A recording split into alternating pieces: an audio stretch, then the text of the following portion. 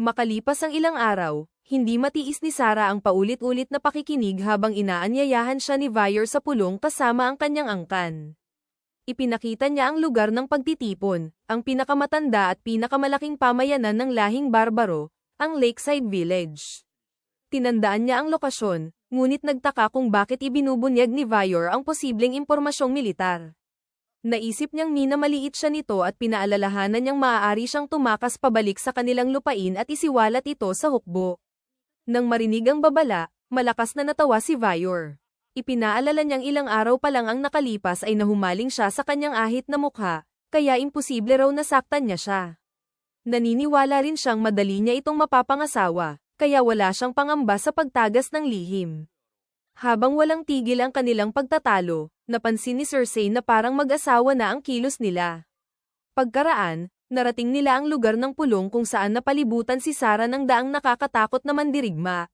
Lubos na armado, nakiusap ang bawat bihasang barbaro kay Vayer na mabigyan ng pagkakataong subukin ang kanilang sandata laban sa babaeng kapitan.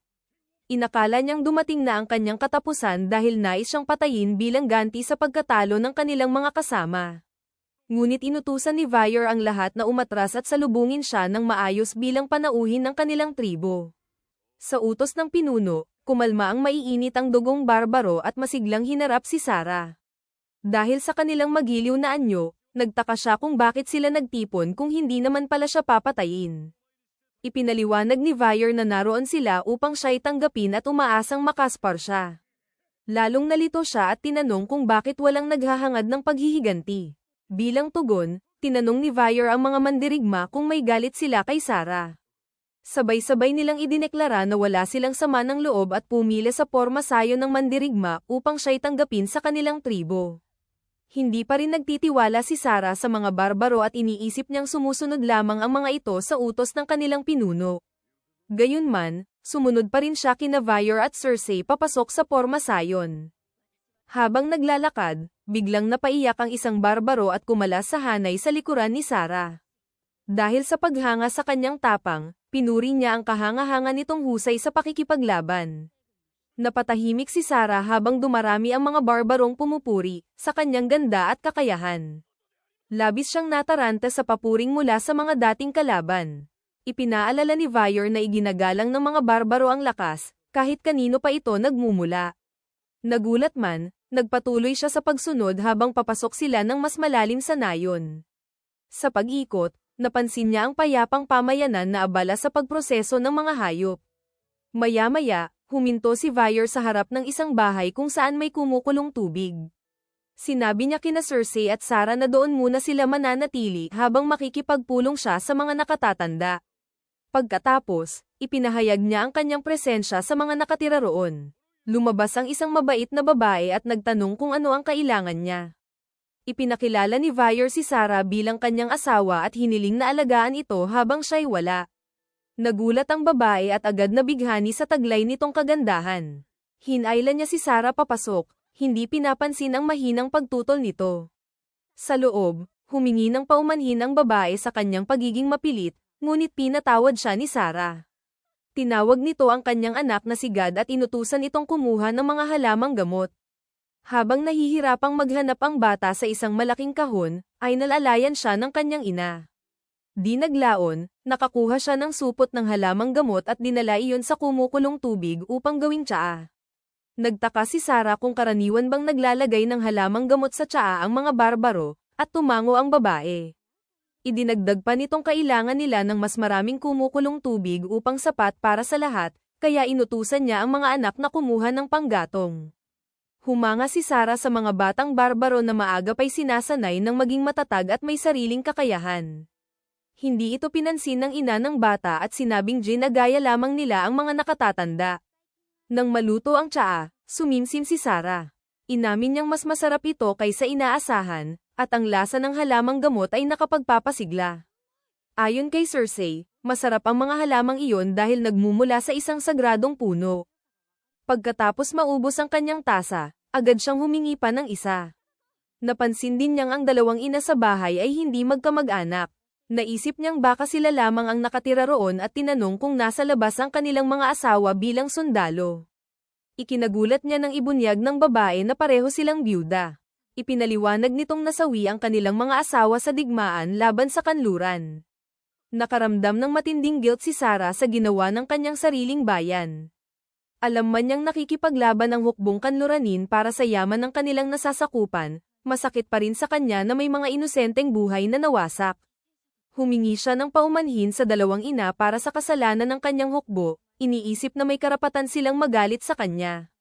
Ngunit nagtaka ang babae dahil inaakala nilang naghahangad siya ng paghihiganti. Ipinaalala ni Sarah na ang kanyang panig ang pumatay sa kanilang mga asawa, at maaaring siya pa mismo ang may kagagawan. Dahil dito, natahimik ang mga babae. Maya-maya, nagsalita ang pinakamatanda. Bagamat nalulungkot siya na hindi nasalayan ng bunsong anak ang mukha ng ama nito, itinuturing pa rin niyang biyaya na nakadalo ito sa libing. Mula noon, nanatili siyang mapagpasalamat at pinalaki ang anak ng may pagmamahal. Idinagdag din niyang kahit walang digmaan, nalalagay pa rin sa panganib ang mga lalaking barbaro, sa paggalugad ng kuweba, pakikipaglaban sa halimaw, o pangangaso ng dragon. Kahit mabuhay, maaari silang mapilayan habang buhay. Kaya para sa kanila, karaniwan ng mawalan ng asawa ang mga kababaihan. Lubos na nagulat si Sarah at napaisip kung ganoon ba kadaling tanggapin ng mga barbaro ang pagkawala ng buhay. Biglang umalingaw-ngaw ang kampana ng alarma sa buong nayon nang matukoy ng mga tore ang paparating na pag-atake. Sa loob ng bahay, agad na naunawaan ni Cersei ang nangyayari at binalaan ang lahat.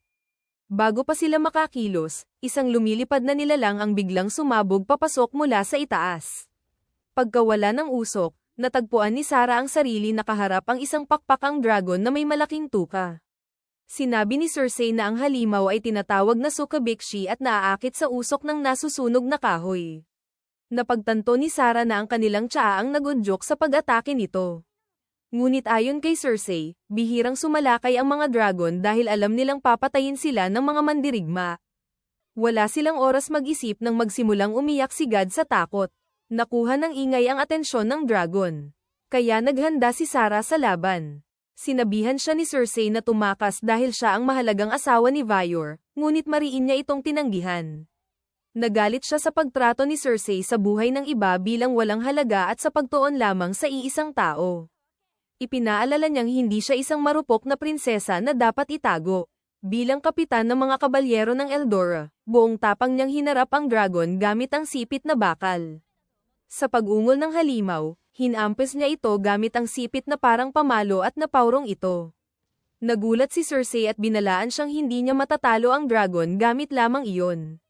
Ngunit ayaw nang makipagtalo ni Sarah at inutusan siyang tumakas. Napansin din niyang hindi kasing lakas ng espada ni Vyor ang atake ng halimaw, kaya nanatili siyang kumpiyansa na kaya niya itong talunin at protektahan ang mga nasa likuran niya.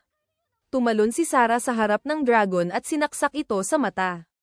Habang pinagmamasdan siya ni Cersei, inutusan niya itong umalis at huwag siyang gambalain.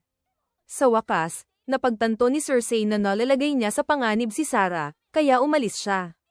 Pagkaalis nito, hinamon ni Sarah ang dragon na harapin siya. Samantala, sa ibang bahagi ng nayon, ginapos ng mga barbaro ang isa pang dragon. Pagkapigil dito, sumugod si Vyor at pinugutan ito. Pagkatapos, tinanong niya kung ilan pa ang natitirang dragon. Sinabi ng isang mandirigma na 3 pa ang umaatake. Inutusan niya itong hanapin ang mga hindi pa nakalilikas. Sumang-ayon ang sundalo. Inisip ni Vyor na ligtas si Sarah dahil tutulungan siya ni Cersei na makatakas.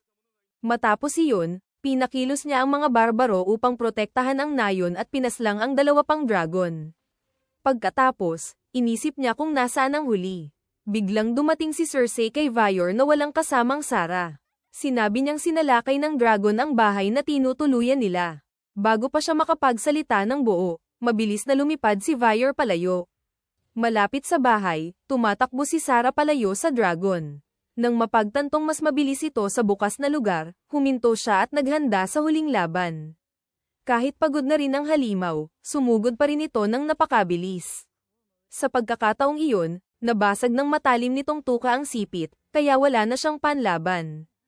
Tinanggap niyang maaari siyang mamatay bilang isang kabalyero, matapos niyang mahabagan ang kanyang walang kalaban labang mga kaaway. Nang papalapit na ang dragon para sa huling atake, Ipinikit niya ang kanyang mga mata at hindi na lumaban. Ngunit sa sandaling iyon, dumating si Vior mula sa likuran at sumigaw na takpan niya ang kanyang mga tainga. Gulat man, agad niyang sinunod ito. Biglang umatungal si Vior ng napakalakas, na nagpabingi sa dragon. Sinamantala niya ito at agad na pinaslang ang halimaw. Habang bumagsak ang dragon sa harap niya, nanatiling tulala si Sarah. Humingi ng paumanhin si Vior sa kanyang pagkahuli at taos-pusong nagpasalamat sa kanyang pagsugal ng buhay para iligtas ang kanyang mga nasasakupan. Ipinahayag din niya ang kanyang ginhawa na siya'y ligtas. Sa narinig na pag-aalala, kusa na lamang tumulo ang luha ni Sarah. Hindi niya maunawaan kung bakit siya umiiyak, ngunit hindi ito mapigilan. Tahimik na ngumiti si Vior at binuhat siya pabalik sa nayon, batid na hindi na siya makalalakad. Nang makita sila ni Cersei, sumigaw ito sa tuwa, habang hinayaan ni Sarah si Vior na alagaan siya na parang isang prinsesa.